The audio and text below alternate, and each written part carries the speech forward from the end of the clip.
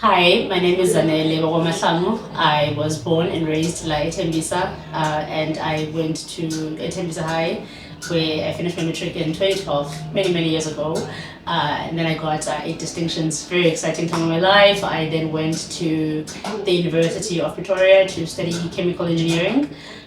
Then after that, pursued my master's degrees in China, in one of the leading institutions of the world, and now I am pursuing a professional career as a business analyst in the UK. So I am, today's conversation is really more about my career trajectory, some of my tips on academics, and some of the things that have worked for me throughout the journey. And I am hoping that it's going to be helpful in some ways to you if you are watching.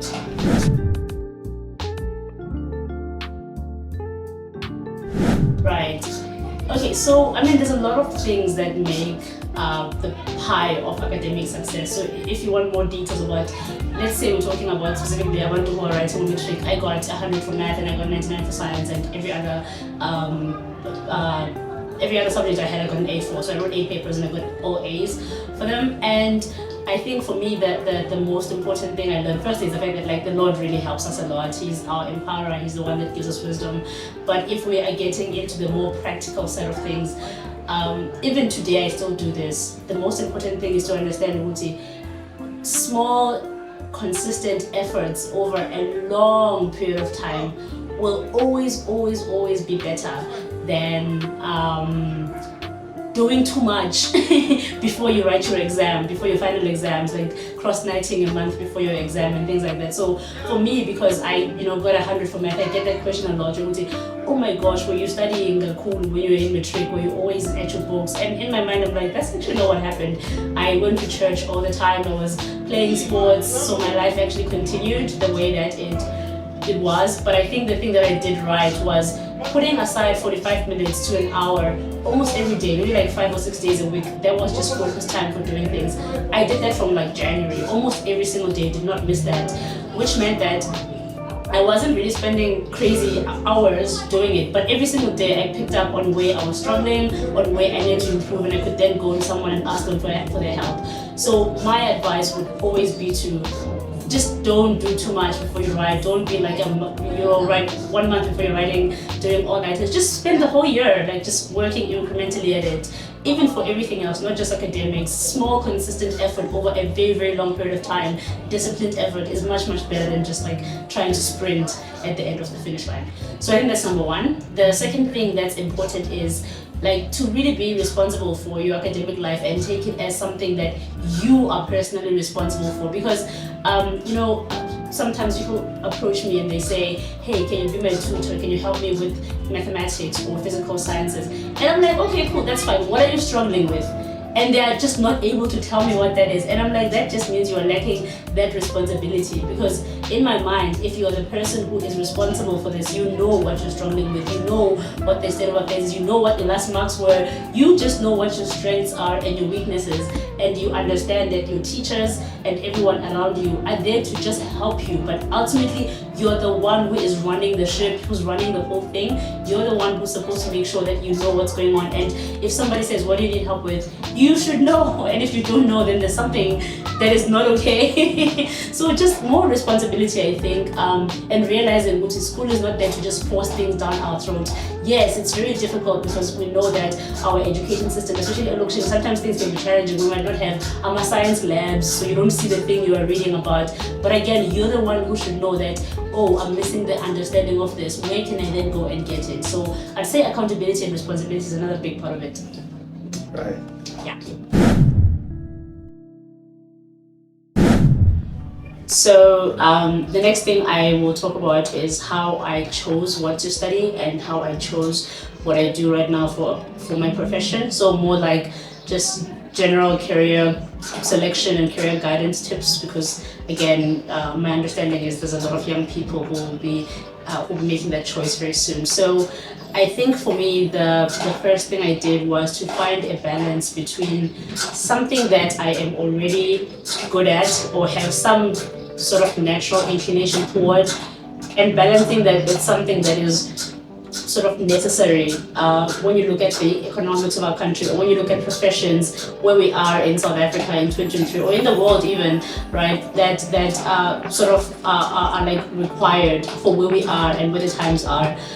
So I mean, ultimately anyone can go and do anything they want to do, but I took a more practical approach because I was like, it's going to take some time, I have to build on it. And so I knew that I was sort of, I had a skill for mathematics and I enjoyed the sciences, so I knew it was going to be something very like within the sciences.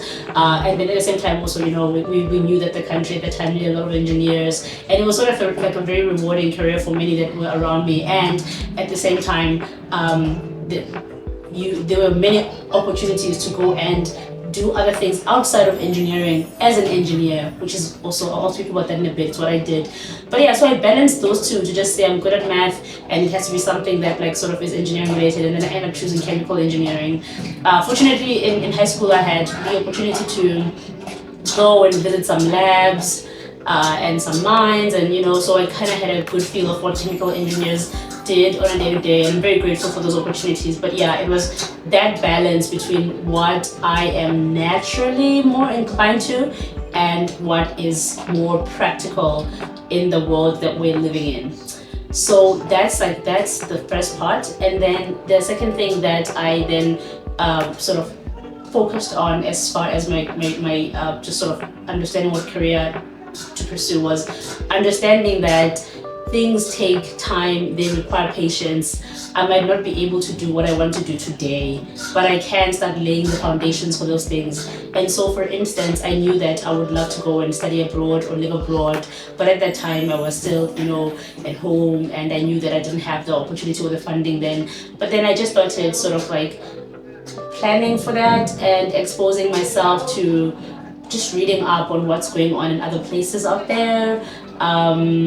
Just laying those basic foundations. I mean, one of the biggest things that helped me with that is when I was in university, when I was studying chemical engineering, I got with the help of my professor, who was excellent, we published a paper in an international journal, in an Italian journal actually, and I guess that sort of was exposure to sort of doing work internationally, and that sparked that interest even more. But it took a very, very long time. I mean, it wasn't until after 4 years later or something like that I would leave the country for the first time. So just understanding that things take time, they take very, very small steps, things don't happen overnight, and being able to incrementally just incorporate some of that small basic steps into the everyday grind, I guess. And then the last thing is just flexibility. I mean, you try things out, some things work out, some things don't. Once you have a feel of what's going well for you, you can pursue it more. Once you've got a feel of what isn't working so well for you, you can then pivot a little bit. I mean, I studied in chemical engineering and I had a lot of internships there, but I've never actually worked a day as a chemical engineer. First job I went into finance because I just figured that I actually had I found the topic to be more fast-paced, and I was like, I think I actually just want to pivot and pursue this, right? Right now I work for a private equity firm, and it's not chemical engineering. The skill is very transferable, so I'm still a process. I think about processes and how to put things together, but it's just a different way of expressing the same skill. So don't box yourself. You are a very fluid human being who can learn different things and change your mind and pursue other things as time goes on. So I think that also was important for me.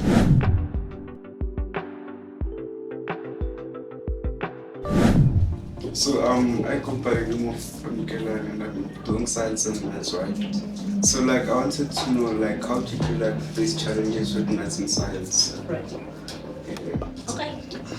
Nice meeting you. I'm Kelani. What grade are you in? It's 10. Grade 10. Yeah. Right. I think for me, how I actually approached maths and science, and if you don't know, I actually got 99 for physics and 100 for math.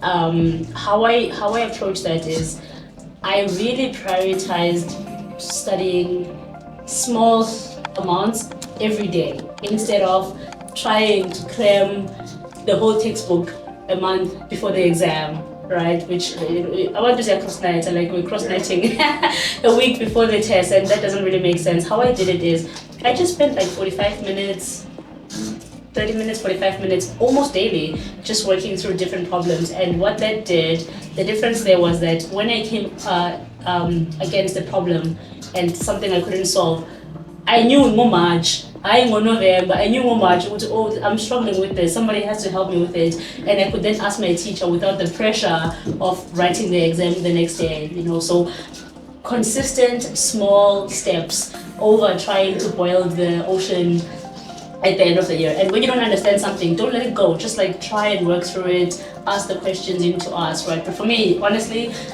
it was really consistency. I just did questions a lot the whole year instead of like trying to do them at the end of the year. I hope that's helpful. So how did you like tell yourself to be consistent?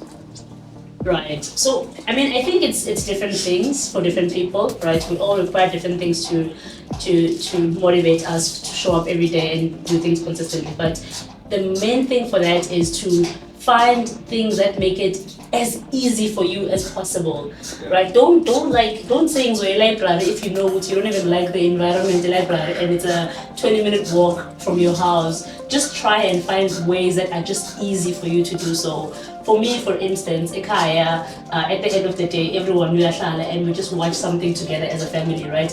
I knew I was going to be there. I knew I was going to be sitting. It was just a very like relaxed setting for me to actually even just like start working on problems, because I knew every day I'm gonna have some time sitting with my grandmother or with my mom and doing something. You get what I mean? So I didn't try to study till 2 a.m. because I sleep. You know, I like my sleep. I just found ways to do it easier. When I was with my friends in school, we just did it very recreationally. Hey, let's look at this and just do it. But it just shouldn't be a struggle. Once it becomes a struggle, you're not going to enjoy it, right? I like library, so I'm those different people who like it, and I would just take my music and I'd go there. But I would also go for an hour max, because if I'm doing it for longer, it's just difficult all of a sudden, right? So like just try and find ways in which things are just simplified for you, like simplify.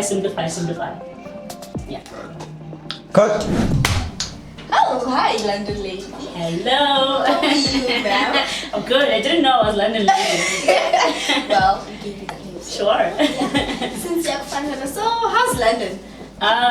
London is cold. It's pretty cold, but it's fun. I like it, but it's always raining. Yes, Oh, that's how it It's is. so fun, the weather. The weather. Yeah. I'm learning. I have to learn because I live there now. So, So, may I please ask, which institution do you go to?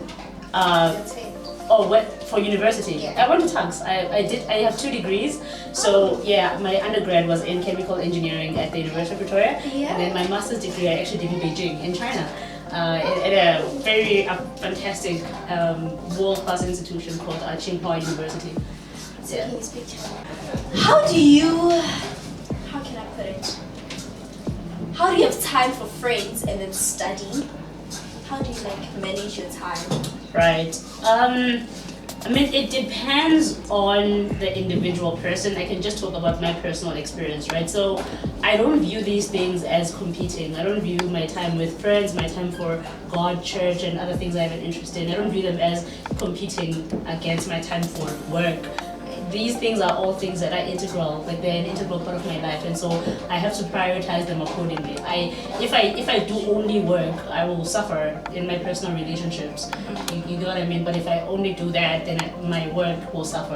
So it's more to understand at different stages of life what is required of me at this stage. I mean, like when I was at university, I was just like studying chemical engineering was showing me a lot. Oh, so you did chemical engineering? Yes, I did chemical I engineering. did construction. Oh, Civil. hey, I'm the scientist. Welcome to science.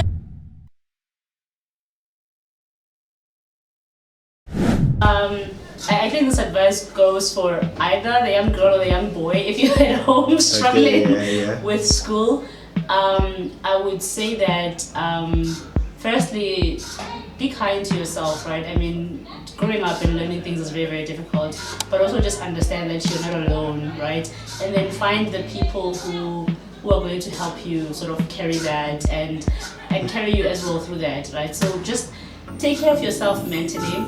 Find people who can help you through that. Find some friends who can be supportive. You don't have to do it alone. But also, like, don't sit at home and lock yourself away. Just reach out and get help. the more that you start to do better, the more you'll actually like get more courage and more interest in even improving further. So don't isolate yourself. Don't allow yourself to be shut down and just struggle in your little corner. Get help, and when things get better, that's momentum. They'll just incrementally get better. So yeah, that's my advice. Okay. Okay.